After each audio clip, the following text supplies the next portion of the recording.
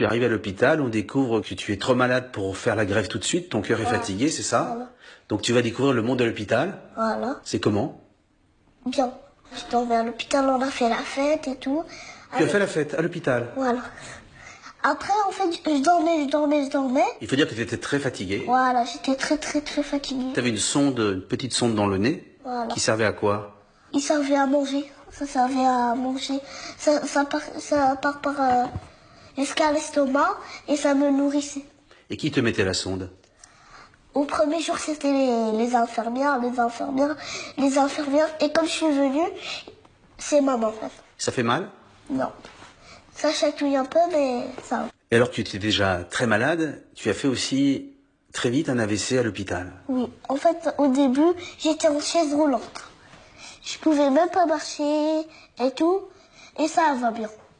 Mais juste, j'arrive pas à écrire avec cette main, j'écris avec cette main. Tu écris avec la main gauche? Voilà. Et quand on a son cœur à droite, lorsqu'on fait un AVC, lorsqu'on a un problème de rein, lorsqu'on a un petit problème de cœur, lorsqu'on est myope, des fois tu te dis pas c'est un peu beaucoup pour un seul petit garçon? Non, il y en a plusieurs, il n'y a pas que moi. Jamais tu t'es plaint? Non, dans la vie, il faut jamais se plaindre. Et est-ce que tu as eu peur de pas guérir? Non. Je croyais en Dieu et voilà. Et tu demandes quoi à Dieu? Je lui demande d'être un enfant normal, de boire de l'eau, d'aller faire mes besoins et de guérir et quelqu'un me donne un rein. Et que quelqu'un te donne un... Voilà. Et je serai guérie et voilà, je suis là. Raconte-moi un peu cette vie à l'hôpital d'enfant malade. Il y avait plusieurs cas de malades. Il y avait le cancer, il y avait la dialyse, où il y avait plein de gens qui faisaient la dialyse comme moi. Et il y avait bien sûr des cas plus difficiles que moi. Et toi, tu as toujours été très heureux, très joyeux. Voilà, c'est ma nature. En fait, moi, je suis spécial. C'est-à-dire? Je suis joyeux et tout. Parfois, des autres, ils sont moins rassurés que moi. Quel conseil tu peux donner, toi, à tous les enfants malades?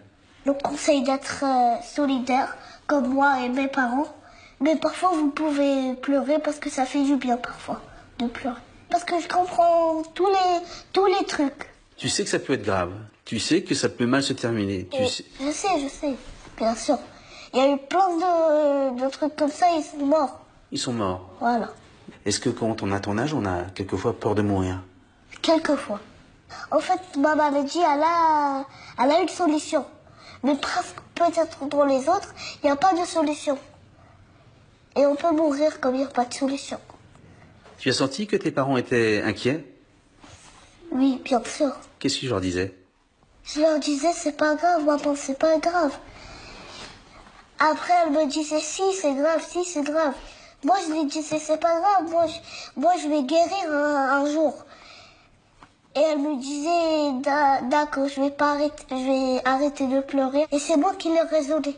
C'est toi qui les raisonnais? Voilà. Normalement, c'est les parents qui raisonnent les enfants. Voilà. Moi, c'est l'inverse.